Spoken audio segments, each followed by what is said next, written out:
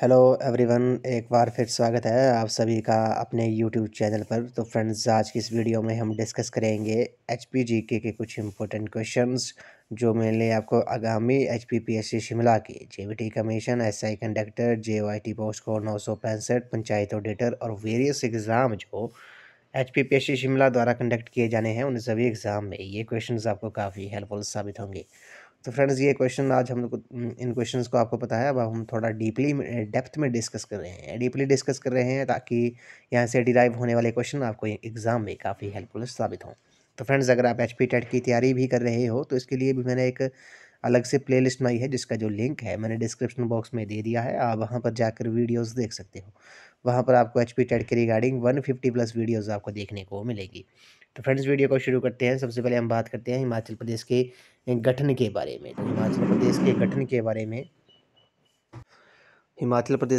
के बारे में बात कर लेते हैं। आपको पता होगा, हिमाचल प्रदेश का जो गठन था वो 15 अप्रैल 1948 को 30 छोटी बड़ी रियासतों को मिलाकर किया गया। ये आपने याद रखना है, कितनी छोटी बड़ी रियासतों को मिलाकर हिमाचल प्रदेश का गठन किया गया। ये 30 छोटी बड़ी रियासतों को मिलाकर किया गया। 1948 से लेकर 1951 तक हिमाचल प्रदेश जो था वो मुख्य आयुक्त क्षेत्र था। 1951 से लेकर 1956 तक हिमाचल प्रदेश ग श्रेणी का राज्य बनाया गया। 1956 से लेकर 1971 तक हिमाचल प्रदेश को केंद्र शासित प्रदेश बनाया गया था और अंततः 25 जनवरी 1971 को इसे पूर्ण राज्य का दर्जा प्रदान किया गया और ये देश का 18वां राज्य बना। ये आपने याद रखना है। क्वेश्चन यहाँ से पूछ सकते हैं कि हिमाचल प्रदेश जो था वो कब कब तक केंद्र शासित प्रदेश रहा था। तो आपको पता होगा, 1956 से लेकर 1971 तक हिमाचल प्रदेश को केंद्र शासित प्रदेश बनाया गया था। 25 जनवरी 1971 को इसे पूर्ण राज्य का दर्जा दिया गया और ये देश का 18वां राज्य बना। ये आपने याद रखना है।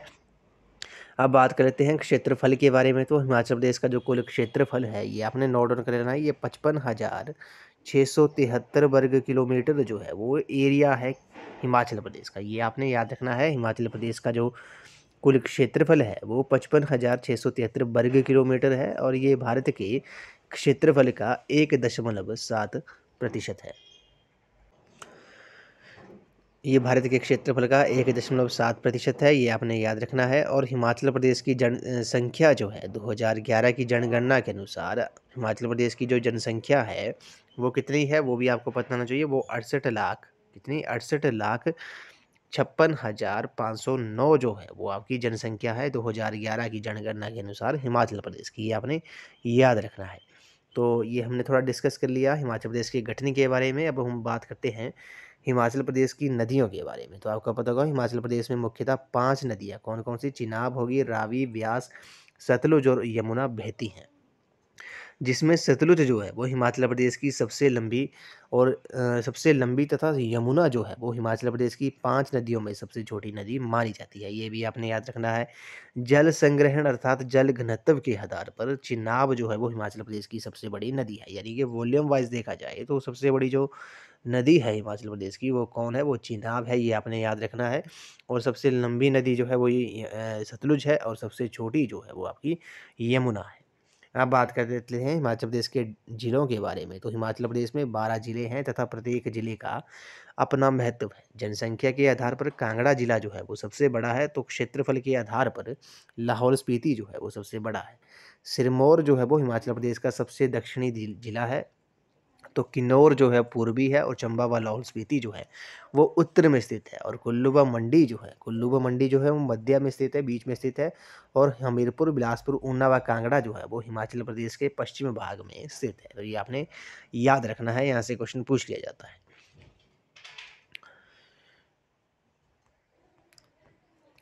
इसके बाद हम डिस्कस करते हैं कुछ रियासतों के बारे में जिनकी जो स्थापना थी वो किनके द्वारा की गई थी। तो सबसे पहले हम बात करते हैं हिंडूर। हिंडूर आपको पता होगा ये किसका प्राचीन नाम था, ये नालागढ़ का प्राचीन नाम था। हिंडूर रियासत की जो स्थापना थी वो 1000 ईस्वी में किसने की थी, ये आपने याद रखना है। ये अजय चंद ने की थी। किसने की थी? अजय चंद ने की थी।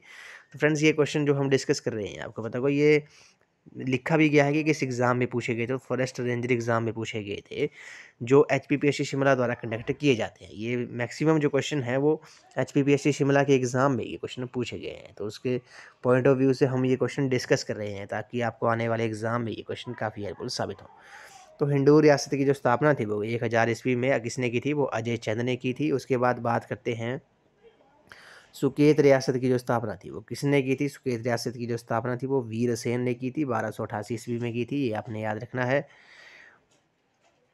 उसके बाद मंडी रियासत की जो स्थापना थी वो किसने की थी? वो बाणसेन ने की थी, ये भी आपने याद रखना है। पीजीटी हिस्ट्री में ये क्वेश्चन पूछा गया था।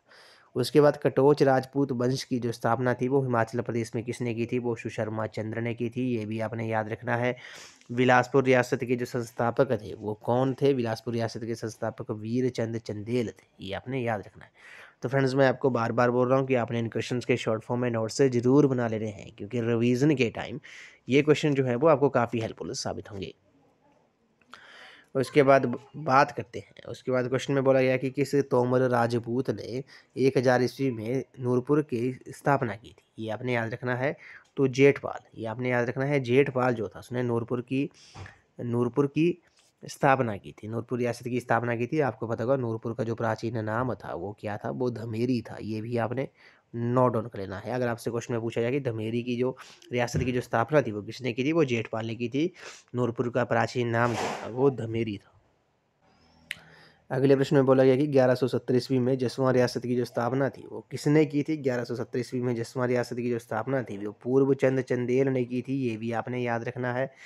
नेक्स्ट क्वेश्चन में बोला गया है कि किस शक्तिशाली राजा ने 680 ईस्वी में चंबा रियासत की जो स्थापना की थी वो की थी? वो मारूबर्मन ने, मेरूबर्मन ने की थी। 680 में चंबा रियासत की स्थापना की थी। अगला क्वेश्चन है, गुलेर रियासत के जो संस्थापक थे वो कौन थे? गुलेर रियासत के संस्थापक आपको पता होगा हरिचंद थे, ये भी आपने याद रखना है। तो हरिचंद जो है इस क्वेश्चन का करेक्ट आंसर होगा। गुलेर रियासत के जो संस्थापक थे वो हरिचंद थे।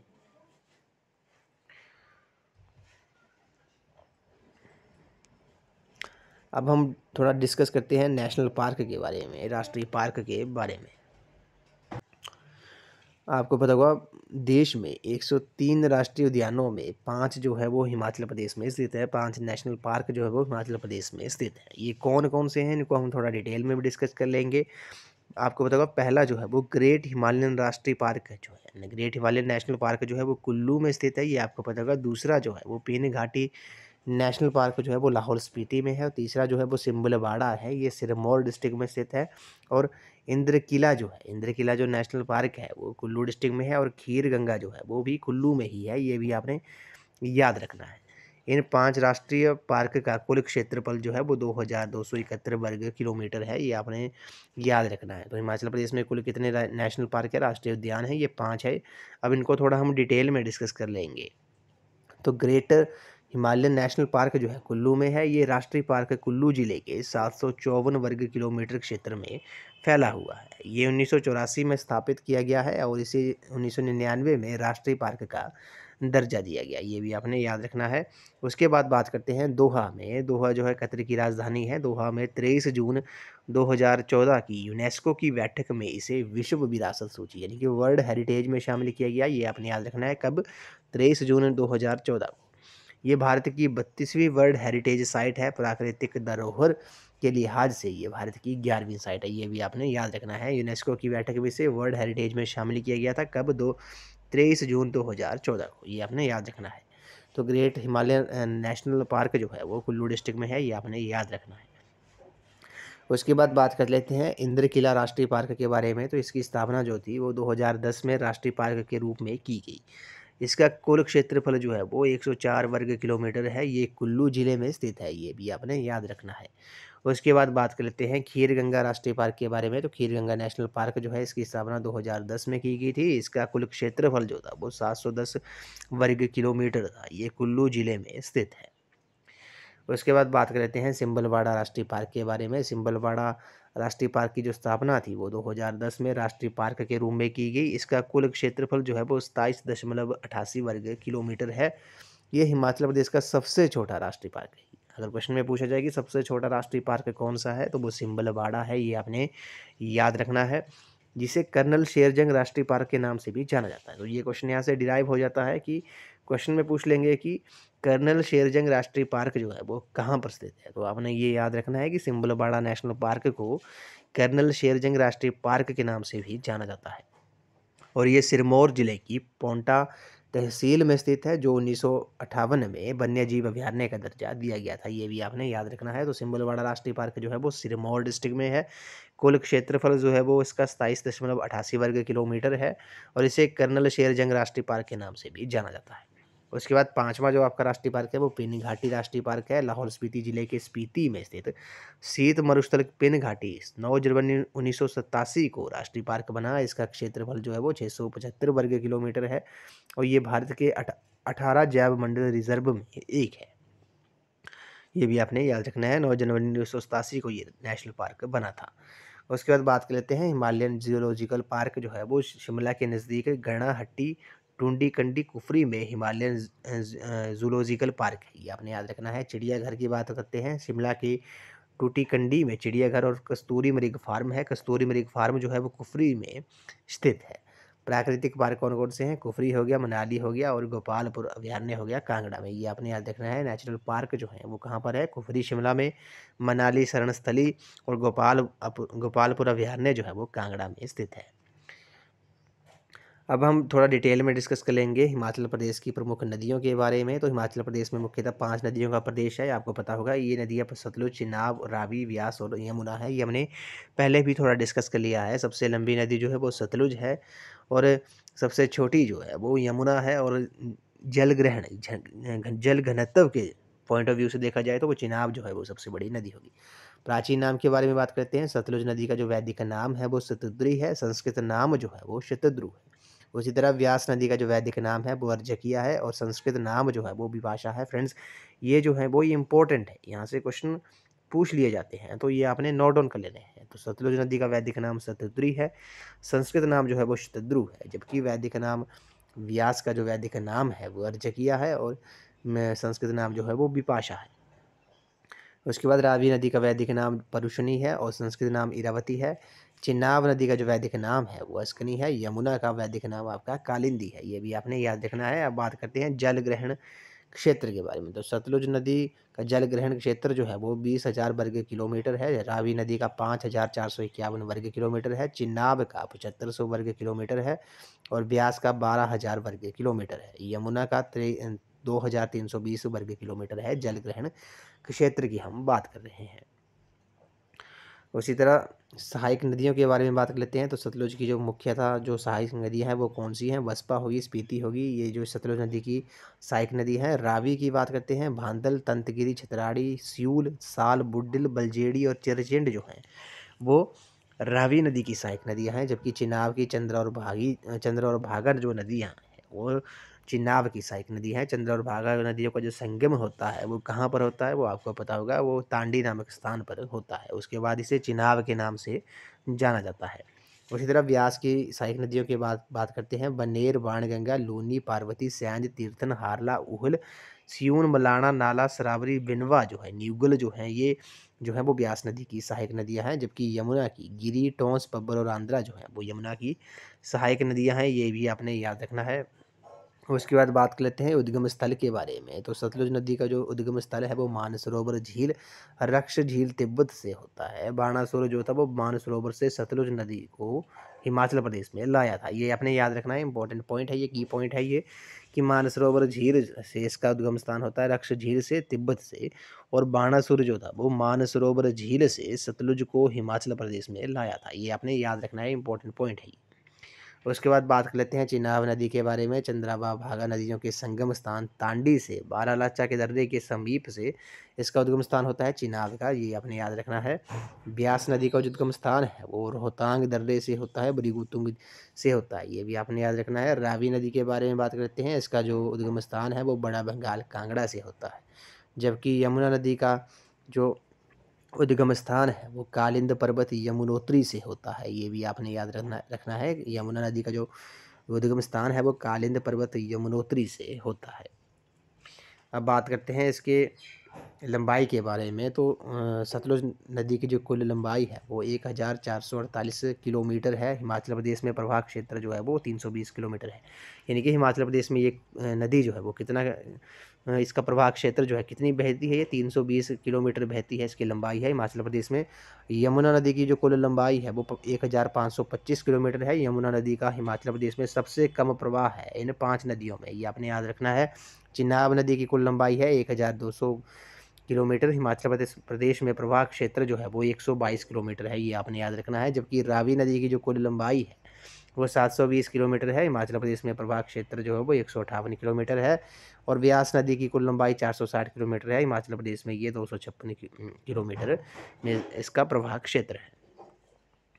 उसके बाद बात कर लेते हैं थोड़ा हम 2011 की जनगणना के अनुसार हिमाचल प्रदेश के आंकड़ों के बारे में। तो आपको पता होगा हिमाचल प्रदेश की जनसंख्या जो थी हमने डिस्कस कर ली, 68,64,602 है, ये आपने याद रखना है। जबकि जनसंख्या 10 की जनसंख्या वृद्धि दर जो है वो 12.94% है, ये आपने याद रखना है। उसके बाद बात करते हैं हम लिंग अनुपात के बारे में। लिंग अनुपात के बारे में तो 972 जो है वो हिमाचल प्रदेश का लिंग अनुपात है, और 123 जो है वो जनसंख्या घनत्व है, ये भी आपने याद रखना है। अब थोड़ा हम इसको डिटेल में डिस्कस कर लेंगे। आपको पता होगा 2011 की जनगणना के अनुसार संशोधित 2 आंकड़े हैं, उसके बारे में हम बात कर लेते हैं। सबसे पहले यहाँ से क्वेश्चन डिस्कस कर लेते हैं। जो हिमाचल प्रदेश की किस डिस्ट्रिक्ट की जो दशकीय वृद्धि दर है वो सबसे ज़्यादा है, तो ये आपने याद रखना है। ऊना डिस्ट्रिक्ट की दशकीय वृद्धि दर जो है वो सबसे ज़्यादा है, कितनी है, 16.26% है, ये भी आपने याद रखना है।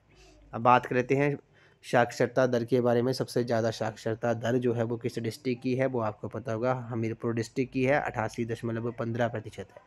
जबकि सबसे कम जो है वो चंबा डिस्ट्रिक्ट की है। चंबा डिस्ट्रिक्ट की कितनी साक्षरता दर है, वो 72.17% है। ये क्वेश्चन ही काफ़ी इंपॉर्टेंट है, ये यहाँ से क्वेश्चन पूछ लिए जाते हैं। जबकि जनसंख्या घनत्व जो है वो सबसे ज़्यादा हमीरपुर डिस्ट्रिक्ट का है, कितना है, वो 407 है, ये आपने याद रखना है, 407 है।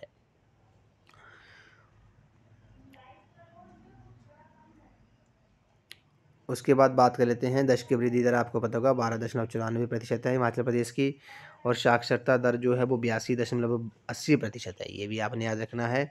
और लिंग अनुपात जो है वो 972 है, और जनसंख्या घनत्व जो है वो 123 है हिमाचल प्रदेश का, ये आपने याद रखना है। तो ये कुछ इंपॉर्टेंट पॉइंट थे जो एग्ज़ाम में पूछ लिए जाते हैं। और सबसे ज़्यादा जो लिंग अनुपात है वो किस डिस्ट्रिक्ट का है, वो अभी आपको सेक्स रेशो जो है वो आपको पता होगा हमीरपुर डिस्ट्रिक्ट की है, 1095 है, ये आपने याद रखना है। उसके बाद कांगड़ा की है, और उसके बाद जो है वो आपकी मंडी डिस्ट्रिक्ट की है, ये भी आपने याद रखना है। तो यहाँ से क्वेश्चन पूछ लिए जाते हैं। ऊना डिस्ट्रिक्ट की जो 10 की वृद्धि दर जो थी वो सबसे ज़्यादा थी, 16.26%। तो फ्रेंड्स आज की इस वीडियो में बस इतना ही। आज हमने HPGK के कुछ इंपॉर्टेंट क्वेश्चंस और टॉपिक डिस्कस किए, जो आपको मेनली आगामी HPPSC शिमला के एग्जाम में ये क्वेश्चंस आपको काफ़ी हेल्पफुल साबित होंगे। तो फ्रेंड्स आई होप आपको वीडियो पसंद आई होगी, तो वीडियो को लाइक शेयर एंड कमेंट जरूर कर दें। तो आज की इस वीडियो में बस इतना ही। तो थैंक यू फ्रेंड्स।